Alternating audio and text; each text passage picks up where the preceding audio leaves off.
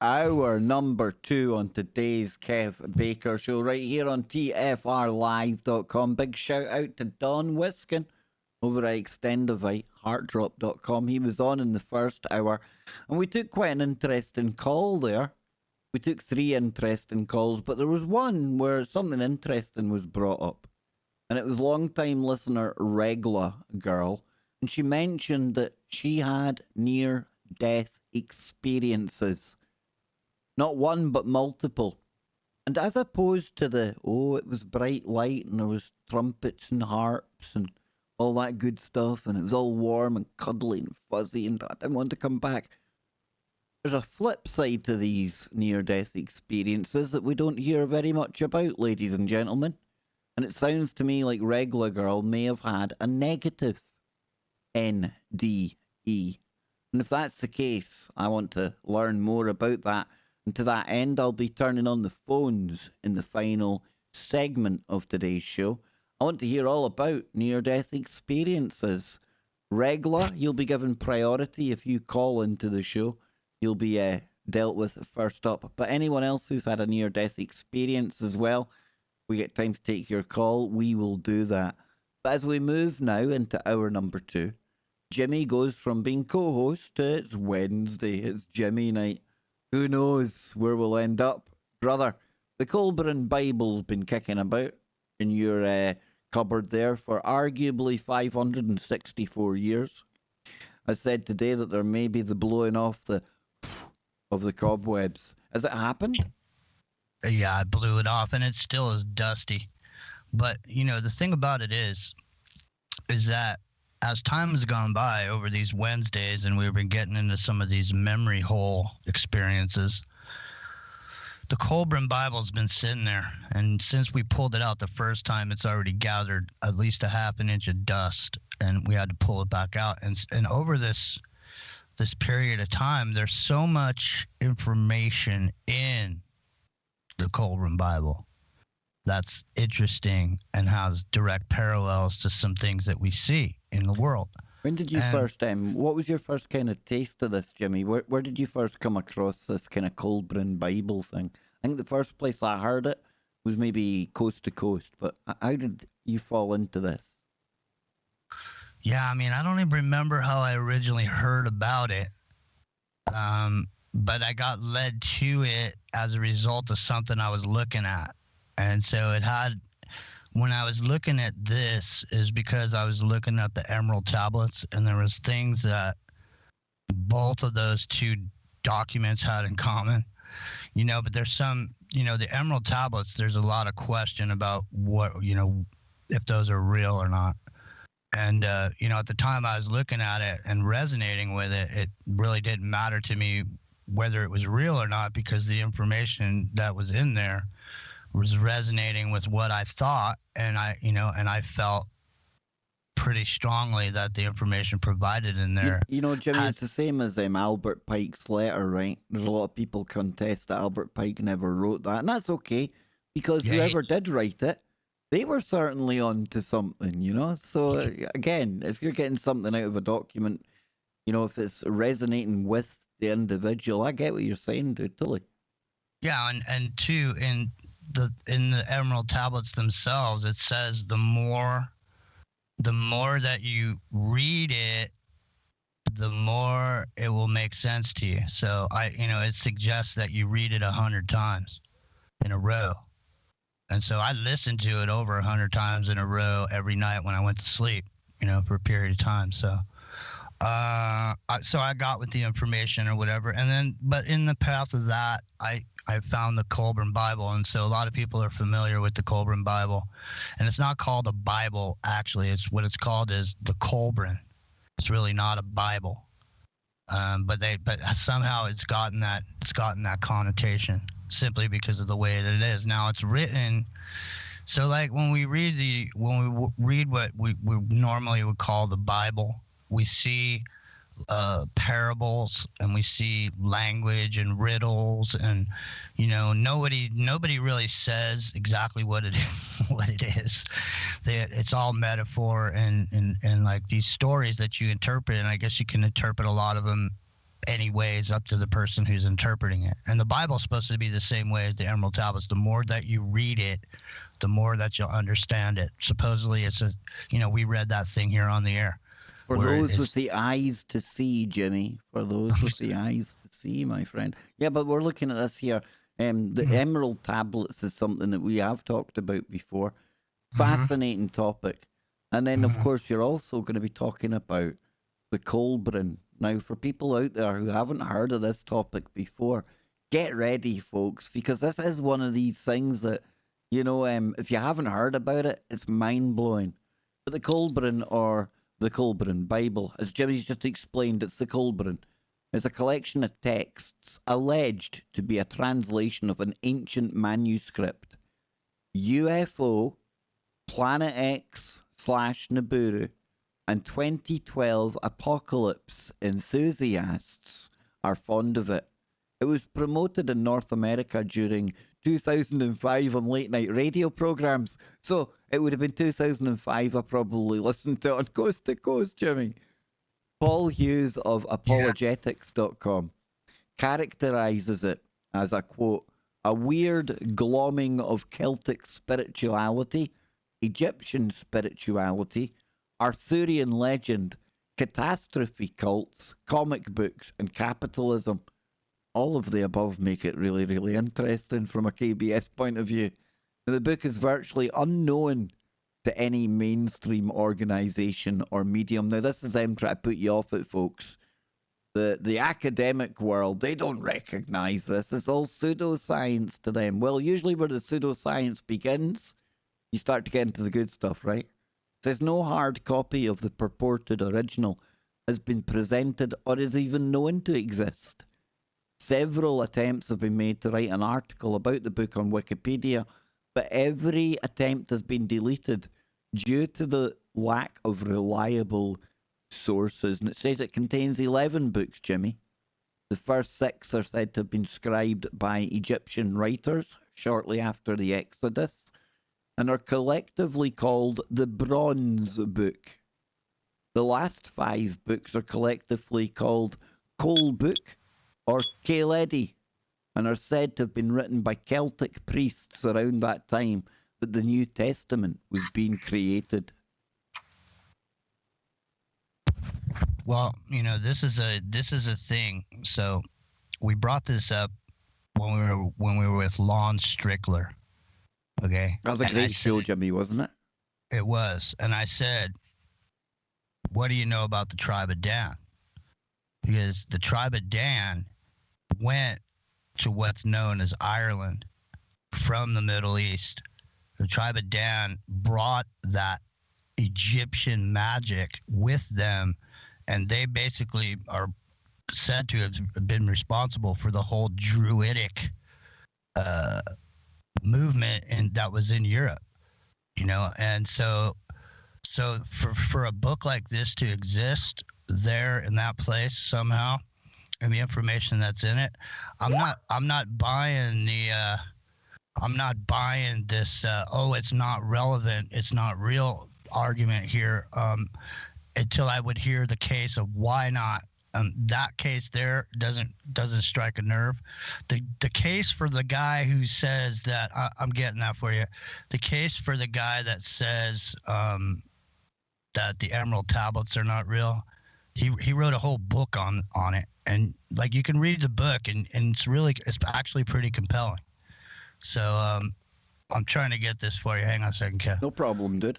I like all these ancient manuscripts and things, folks. Trying to chase down and trace where they come from. That's part of the fun. Whether they're genuine, where they say they're from or not, it's always going to be up for debate. It's always going to be controversial. And anything that kind of goes against the given story, the narrative of mankind that we've been given over the years, obviously they're going to try every attempt they can to make people not look at it. They tell us that there's several irrelevant books that they left out of the Bible. Well, irrelevant to who? There's still good information to be had in these things that were discarded. And just because the mainstream, in fact, no, more so because the mainstream tell me not to look at it, That's why I'm really interested to dive into it. Not because I'm going to believe everything automatically, just because I'm told it's not right. Still have to keep a bit of logic. Still have to keep an open mind. It's not good Well, enough. It's not good enough, Jimmy, just to disagree with science for the sake of it, you know. Just because, well, they're the authoritative source, so I can't agree with them. Sometimes, I'm not saying many times, but sometimes they tell half truths. well, it's an agreement reality. I mean, everybody says, this book is the one, and everybody goes, yeah, that's the one. And we all agree that that's the one, and then, okay, we go from there.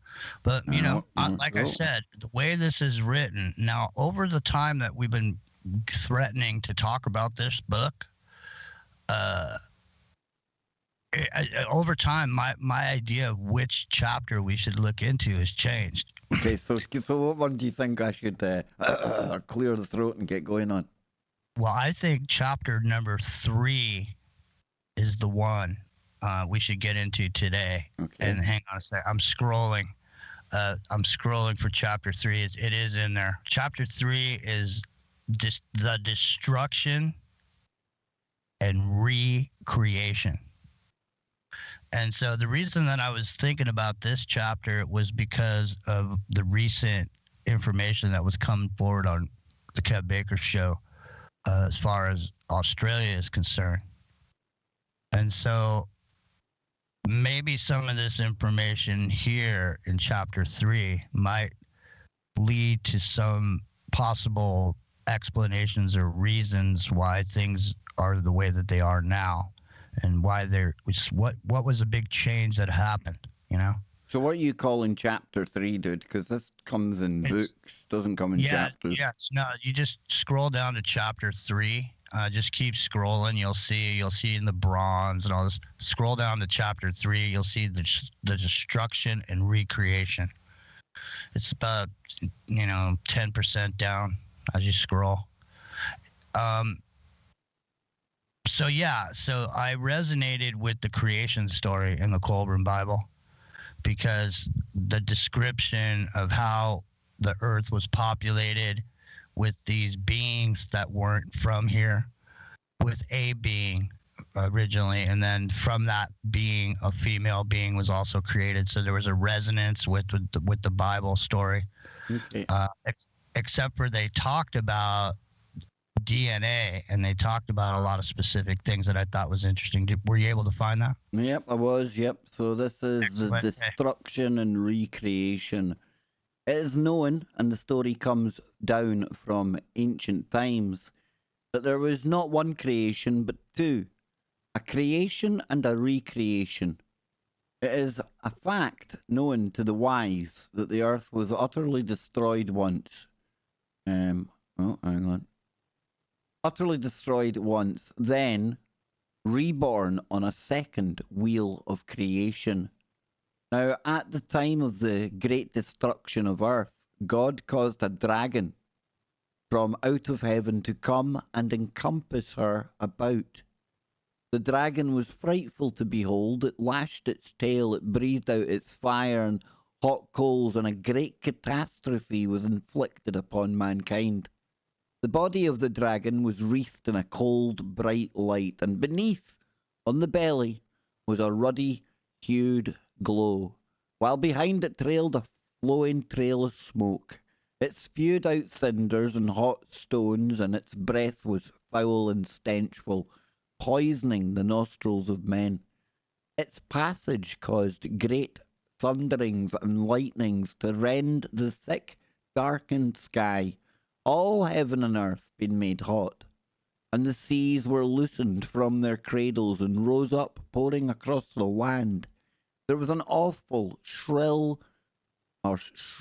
trumpeting, which overpowered or outpowered even the howling of the unleashed winds. Men, stricken with fear, went mad at the awful sight in the heavens. They were loosed from their senses and dashed about, crazed, not knowing what they did. The breath was sucked from their bodies, and they were burned with a strange ash. Then it passed, leaving earth enwrapped within a dark and glowering mantle, which was ruddily lit up inside.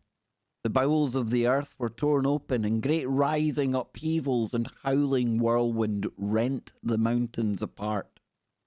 The wrath of the sky monster was loosed in the heavens. It lashed about in flaming, fiery, roaring like 1,000 thunders. It poured down fiery destruction amid a welter of thick, black blood. So awesome was the fearfully aspected thing that the memory mercifully departed from men. His thoughts were smothered under a cloud of forgetfulness. Does that hint at the magnetic fields coming down? Our brains, our hard drives been wiped in the instant of an eye. The shields go back up and men have lost their minds. We know nothing. Sent back to a time akin to the Stone Age. Start again, I say. So it says here, the earth vomited forth great gusts of foul breath from awful mouths opening in the midst of the land. The evil breath bit at the throat there before it drove men and killed them. Those who did not die in his manner were smothered under a cloud of red dust and ashes, or were swallowed by the yawning mouth of earth, or crushed beneath crashing rocks. The first sky monster was joined by another, which swallowed the tail of the one going before, but the two could not be seen at once. The sky monster reigned and raged above earth, doing battle to possess it, but the many bladed sword of God cut them in pieces, and their falling bodies enlarged the land and the sea. In this manner, the first earth was destroyed by calamity descending from out of the skies. The vaults of heaven had opened to bring forth monsters more fearsome than any that ever haunted the uneasy dreams of men. Men and their dwelling places were gone. Only sky boulders and red earth remained where once they were, but amidst all the desolation, a few survived. For man is not easily destroyed. They crept out of the caves and came down from the mountainsides. Their eyes were wild and their limbs trembled, their bodies shook, and their tongues lacked control. Their faces were twisted and the skin hung loose on their bones. They were as maddened wild beasts driven into an enclosure before flames. They knew no law, being deprived of all the wisdom they had once had, and those who had guided them were gone. The earth, only true altar of God, had offered up sacrifice of life and sorrow to atone for the sins of mankind. Man had not sinned indeed, but in the things he had failed to do. Man suffers not only for what he does, but for what he fails to do. He is not chastised for making mistakes, but for failing to recognize and rectify them. Then the great canopy of dust and cloud which encompassed the earth, enshrouding it in heavy darkness, was pierced by ruddy high, and the canopy swept down in great cloudbursts of raging storm waters. Cool moon tears were shed from the distress of earth and the woes of men. When the light of the sun pierced the earth's shroud, bathing the land in revitalizing glory, the earth again knew night and day. For there were now times of light and times of darkness. The smothering canopy rolled away and the vaults of heaven became visible to man. The foul air was purified and new air clothed the reborn earth, shielding her from the dark, hostile void of heaven. The rainstorms ceased to beat upon the faces of the land, and the waters stilled their turmoil. Earthquakes no longer tore the earth open, nor was it burned and buried by hot rocks. The land masses were re-established in stability and solidity, standing firm in the midst of the surrounding waters. The ocean fell back to their assigned places, and the land stood steady upon its foundations. The sun shone upon the land and sea, and life was renewed upon the face of the earth. Rain fell gently once more, and clouds of fleece floated across the day skies. The waters were purified, the sediment sank, and life increased in abundance. Life was renewed, but it was different. Man survived, but he was not the same. The sun was not as it had been, and the moon had been taken away. Man stood in the midst of renewal and regeneration. He looked up into the heavens above in fear for the awful powers of destruction lurking there. Henceforth, the placid skies would hold a terrifying secret. Man found the new earth firm and the heavens fixed. He rejoiced, but also feared, for he lived in dread that the heavens would again bring forth the monsters and crash about him. When men came forth from their hiding places and refuges, the world their fathers had known was gone forever.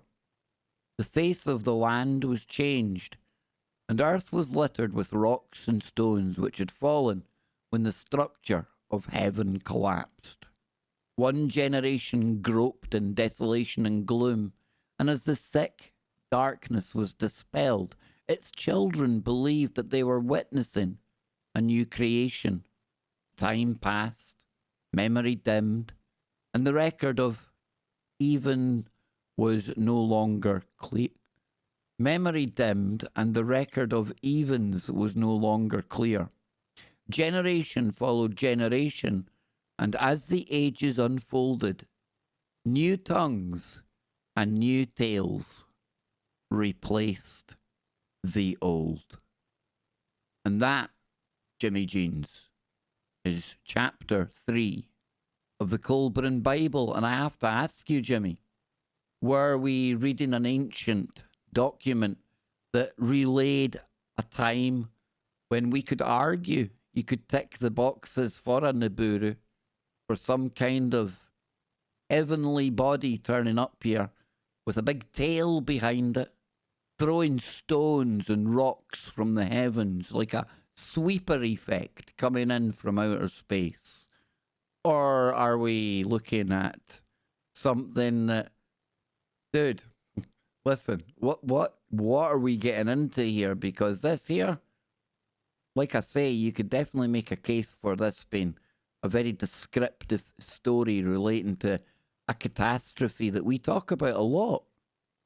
We talk about civilizations rising, falling. And look how quickly it could go, Jimmy. Mm-hmm. Blink of an eye.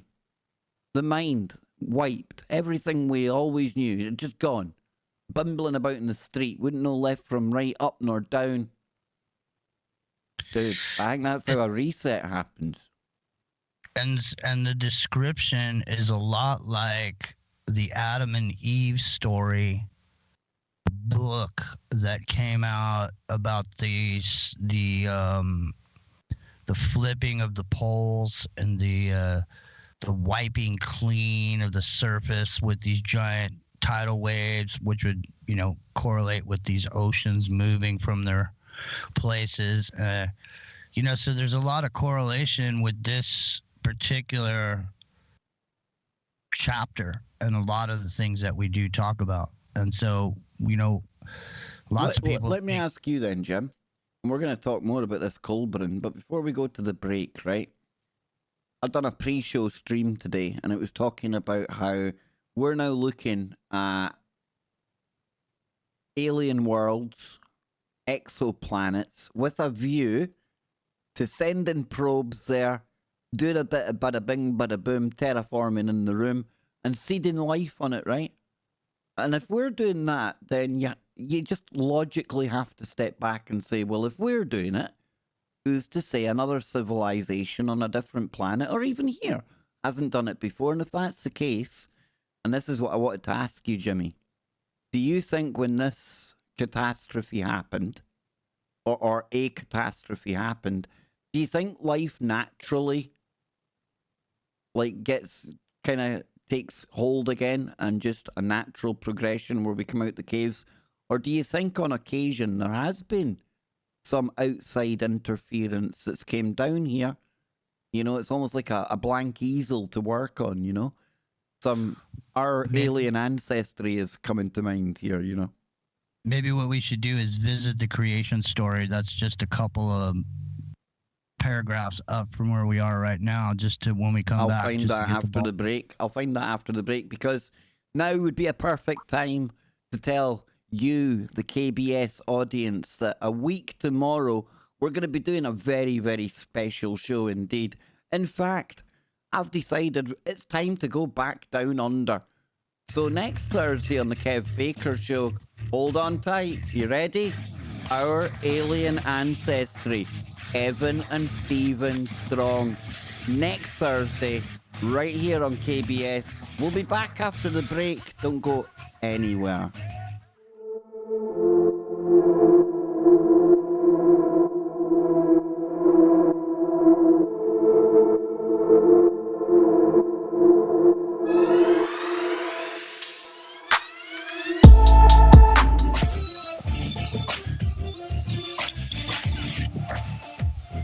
Wow.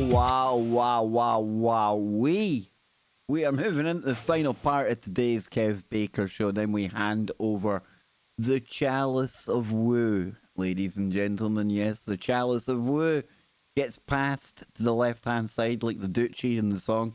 Remember that? Pass the Duchy on the left-hand side. I remember that song. Showing my age now, right? But we pass it over to Lucky and Quantum Connections right after the show finishes, so you don't have to go anywhere. We give you enough time to go and make yourself a quick cup of tea, and then 3 minutes after we wrap up here, Lucky will take you through the Quantum Connections. And Jimmy Jeans, he has brought the Kolbrin Bible to the table today. Jimmy, I'm going to have to scroll about now and look for the bit we're going to get into, but just recap what we've kind of been touching on before the break, because this chapter on destruction, it sounds very much like, put it this way, if Zachariah Sitchin came out talking this way, you could think it was a story about Nibiru, Wormwood, Planet X, the Anunnaki, all that good stuff, dude. The description does sound wormwoodish, especially where people are getting sick and they can't breathe. It sounds like an atmosphere that's something's going wrong with the atmosphere, or so much methane is being released. You know, the thing is, when you're in your house and you're sitting there and you leave the gas on and the flame's not there and the smell's going in your house. See, natural gas doesn't smell like that in nature. They put that smell in there so you know it's there. But if that gas was to be, if there was to be some crack open up somewhere near you because, something's going on, it just made the earth stress and there's cracked, and some gases started coming out, you just drop dead, man. You wouldn't know. You'd just be breathing normal 1 second, next second, whoosh, you're dead. And folks, always beware if you're near somebody that smells of sulfur. There's one of two things that's going on there. Either you've landed up at Obama's house and you know what Jones says about him, or you've landed next to somebody that dines exquisitely and uniquely on scrambled eggs, and you want to get out of there.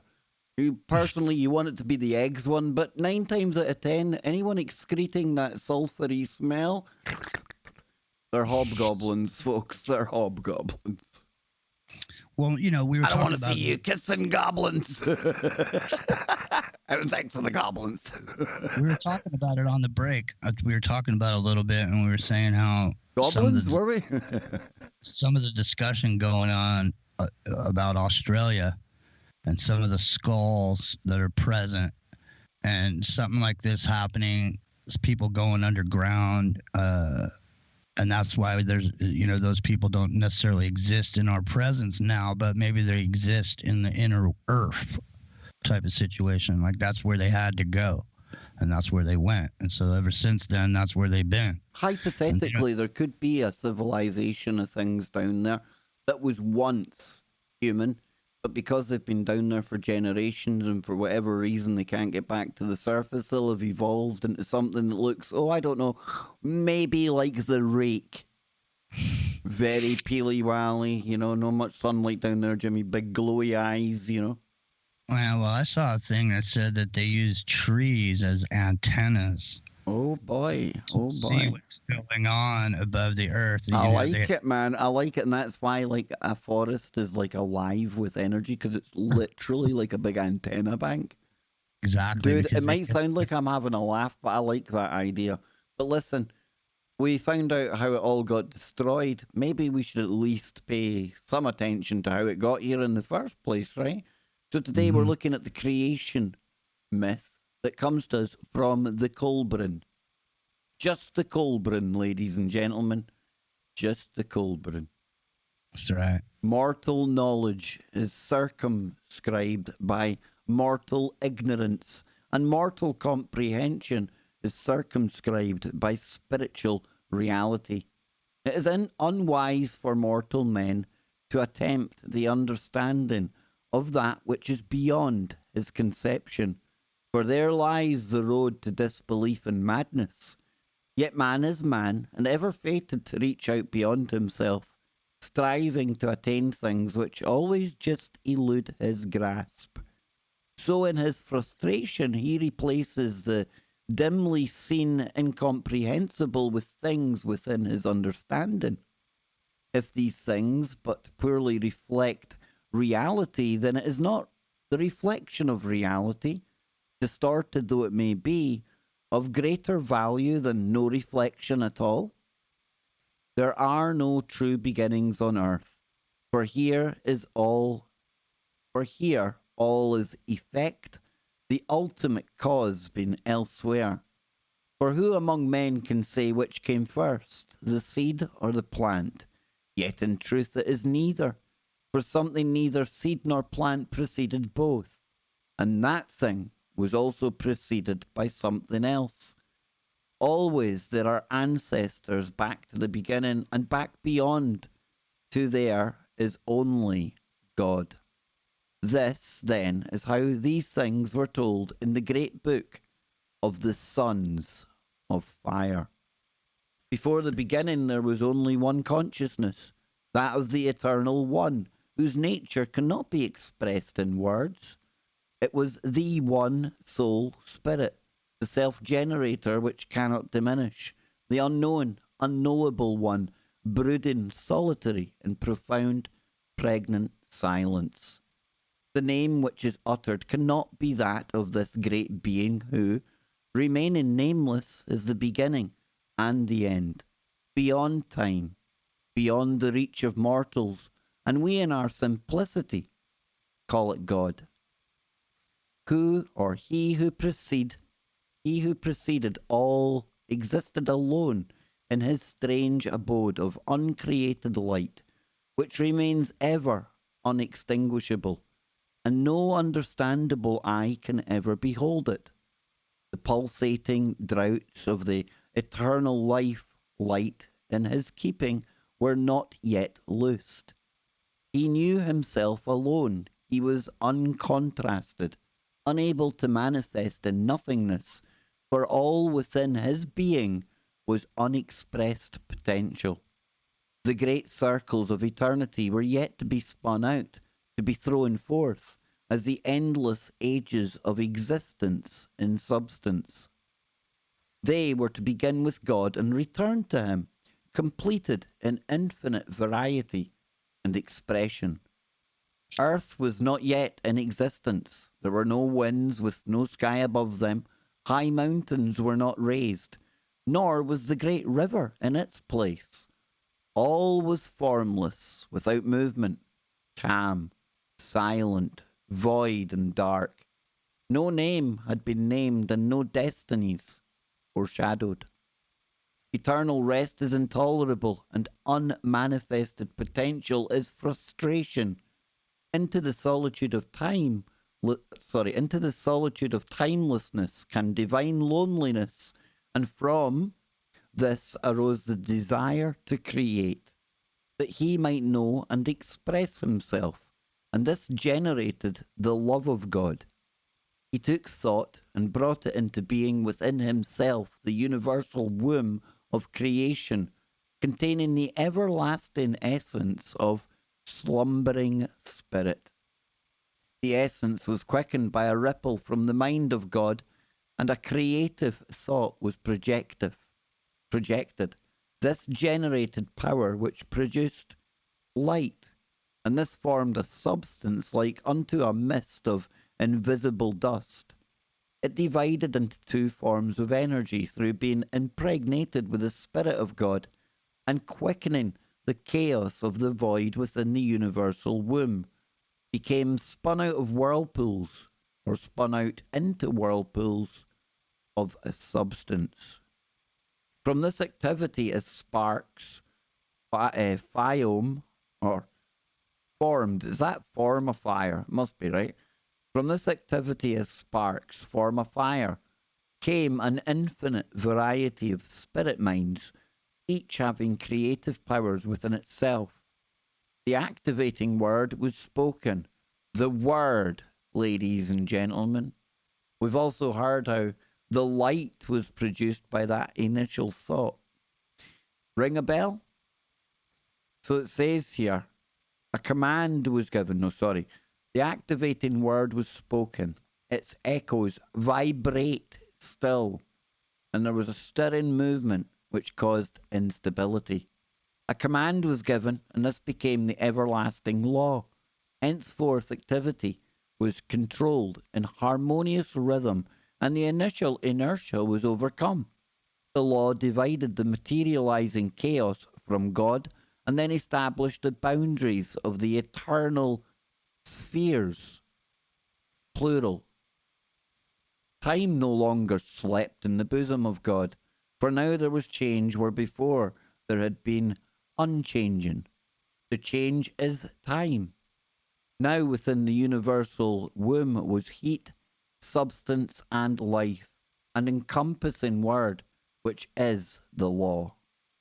The command was given, let the smallest things form the greatest, and that which lives but a flash from everlastingness. Thus the universe came into being as a condensation of God's thought, and as it did so, it obscured him from all enclosed within his solidifying creation.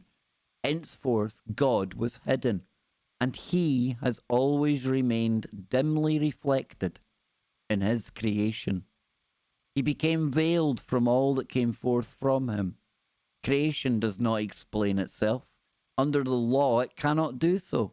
Its secrets have to be unravelled by the created. All things are by nature finite. They have a beginning, a middle, and an end. An unaccomplishable purpose would be eternal frustration, and therefore, the universe being created purposefully, it must have an objective. If it ended without anything else following, then the God existing must slumber indifferent to its activities. But he has made a living work of greatness operating under the changeless law. The creation word had been spoken.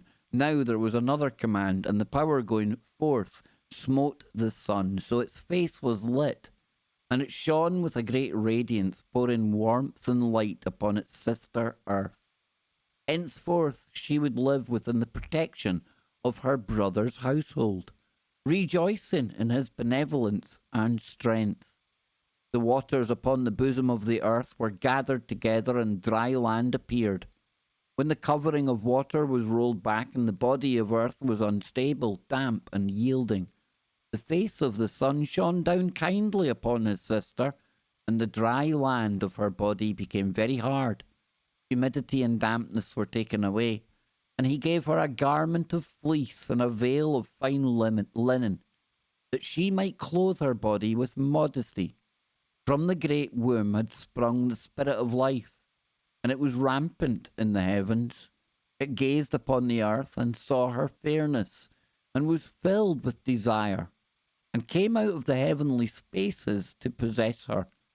It came not peacefully as a lover, but tempestuously as a ravager. Its breath howled along her corridors and raged among her mountain tops, but it did not discover the dwelling place of her spirit. She had withdrawn, as a woman withdraws before force, for modesty must not be outraged in submission. Yet she desired its embrace, for, among all the radiant company, she was honoured. The sun saw her perplexity, and he wrestled with the spirit of life that overcame it, and overcame it. When it was subdued and the primal struggle had ceased, it was delivered by the sun to his sister. It was chastened and quietened, and in silence brooded over earth's waters, and she was stirred in response. Mud eggs of life potential were formed in swamps, and the meeting places of land and two waters. The sun gave quickening heat, and life crawled forth upon the bosom of the earth. The land dust brought forth the male, and the dark water mist the female, and they united and multiplied, and first brought forth the second, and the two produced the third. Earth was no longer virgin, and the spirit of life grew old and departed. Earth was left garbed. In the matron's mantle of green, herbage covered the face of the land. The waters brought forth fishes, and creatures which moved about and twist themselves and wriggle in the waters, the serpents and the beasts of terrible aspect which were of yore, and reptiles which creep and crawl, and still do. There were tall walking things, and dragons in hideous form clothed with terror, whose great bones may still be seen. Then came forth from the womb of from the womb of the earth, all the beasts of the field and forest, all of the creatures of creation having blood in their bodies, and it was complete. Beasts roamed the dry land, and fishes swam in the seas, and there were birds in the skies and worms within the soil. There were great land masses and high mountains, wide barren places and heaving waters. Fertile greenness covered the land, and abundant life swarmed in the seas. For now earth throbbed with the energy of life. Metals lay hidden in her rocks, and precious stones within the soil. Gold and silver were scattered and secreted. There were copper for tools and forest for timber. There were swamps of reeds and stones for every purpose. Everything was prepared. Everything was ready. And now earth awaited the coming of man. Do, do, do. There should be like lightning and things going off now, dude. I'm completely entranced by the story. I just got to say, Isn't it? It talks about like the beginning and the whirlwinds, the whirlpools. All I can picture is like you look at galaxies and things like that. You see that whirlpool. Yep, the spirals. The spirals that you see drawn on cave walls, spirals everywhere, spirals, because the universe is a spiral. Everything talks about the bones of dragons on the land, Jimmy. You know? I know. And you know, the thing about it is what really is coming a stark understanding for me right now is that we've been put on the earth that God created for us, and it's like it belongs to us all. You know, it's like this stuff was here for us so we could live happy lives and live in harmony and peace with the earth. And you know, it's just a shame to the place that we've gotten to, where realistically, after your food and your shelter is taken care of, I mean, what is there to spend your life doing if you don't have to go to a job every day? At the point that you've gotten to a point in a civilization where your food and your shelter is taken care of and you don't have to worry about it, then you start thinking about higher things. You know, you start thinking about, how can you improve on society in whatever way, and so there's an evolution that happens. But it's because we're caught up in this daily grind. We're not given a chance to evolve naturally. We're evolving unnaturally through the system because it's taken control of our imagination and gotten us away from getting back to the natural things like we were talking about in the first hour with Dawn. Being natural. But I mean, I think this next little piece of how man arrived, we have a few minutes left. If you got time, I think you should just go ahead and just It's really interesting, and it's like I said, the description that just happened just now.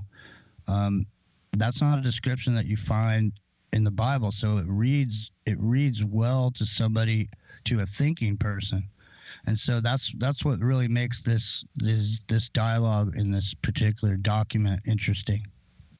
Indeed. It says here, the birth of man. So I'll read a couple of minutes of this, and then we'll wrap up, folks. And don't forget, Lucky's coming up right after today's show, so don't go anywhere. It says here, the love of God penetrated the third veil and became the seed of souls within the soul sea. Sounds like a name for a band.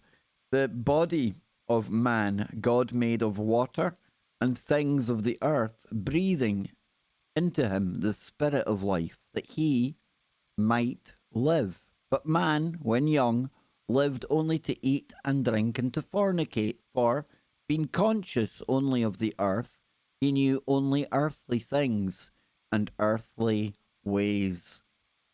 Now the Spirit of God moved over the face of the earth, but was not of the earth. It held all things and was in all things, but on earth could not be apart from anything. Without substance it was awake, but entering substance it slept. Consider that which was told by the servants of Eban, of heaven men who once wandered the earth. He had no earthly substance and could not grasp its fruits, for he had no hands. He could not drink its waters, for he had no mouth, nor could he feel the cool winds upon his skin. They tell how the ape tribe, Selok, and that's Selok, led by Heaven Man, perished by flames before the valley of Lod. Only one she-ape reaching the cave heights above. When Heaven Man was reborn of the she-ape in the cavern of woe, not woo, but the cavern of woe, could he taste the fruits of the earth and drink of her waters, and feel the coolness of her winds? Did he not find life good? Is it not all a tale of the courtyard? Man, created from earthly substance alone, could not know things not of earth, nor could spirit alone subdue him. He had not been created who would have known God's wisdom and power. As the spirit fills the body of man, so does God fill his creation. Therefore it was that God saw something had to be which joined earth and spirit, and was both. In his wisdom, and by the creative impulse which governs the earth, he prepared a body for man. For the body of man is wholly of earth. Behold, the great day came when the Spirit, which is God, was joined with the beast, which is earth. Then earth writhed, and the labour of travail. Now, folks, if it sounds like I'm butchering this, somebody hasn't put it's really butchered because it's like crazy. The word wrap on it, gets halfway through a word and then just continues on the next line. So when I said ear there, it was actually earth. So it said, her mountains rocked back and forth, and her seas heaved up and down. Earth groaned in her lands and shrieked in her winds. She cried in the rivers and wept in her storms. So man was bomb of upheaval and strife. He came wretchedly and tumultuously, the offspring of a distraught earth. All was in discord. Snow fell in the hot wastelands, ice covered the fertile plains, and the forests became seas. Where once it was hot, now it was cold, and where no rain had ever fallen, now there were floods. So men came forth, man, the child of calamity, man, the inheritor of creative struggle, man, the battleground of extremes. Earth nurtured man with cautious affection, weaning him in the recesses of her body. Then when he was grown sufficiently to be lifted so he walked in the upright likeness of God. She took him and raised him above all other creatures. She led him even into the presence of God, and she laid him on his great altar. A man imperfect, of earthly limitations, a thing unfinished, ungainly, and unlearned, but profoundly he was, but proudly was he presented to earth's creator. Not her first bomb was man, the son of earth, the grandchild of God, man, the heir of tribulation and the pupil of affliction. Now, we're almost out of time, Jimmy, and as much as I would love to continue reading through that, my good friend, we're about to hit the end of the show, man. So yes, the alternative creation and destruction stories contained in the Kolbrin, ladies and gentlemen, I think they're definitely worthy of your time. Good stuff, Jimmy.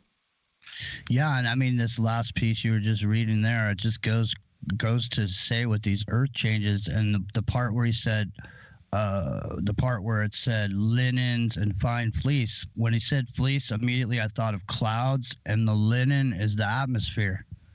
You know, and the thing is this story here, the Colbrin Bible, the other thing that led me to it is I do believe this is the place where it discusses the entrance of these Rh negative blood types into the earth, because there was already, like they're saying here, there was the she ape who was left over. And this is where I think this has a lot to do with Rh negative stuff, and that's why I originally was looking into it in reference to the Thoth material as well. Good. So I guess we'll have to come back.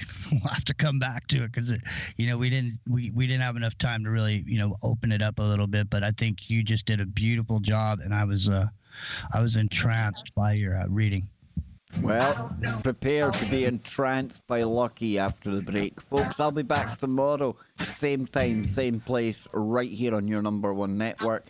Wherever you are, make it TFR. And Denny, touch that dial.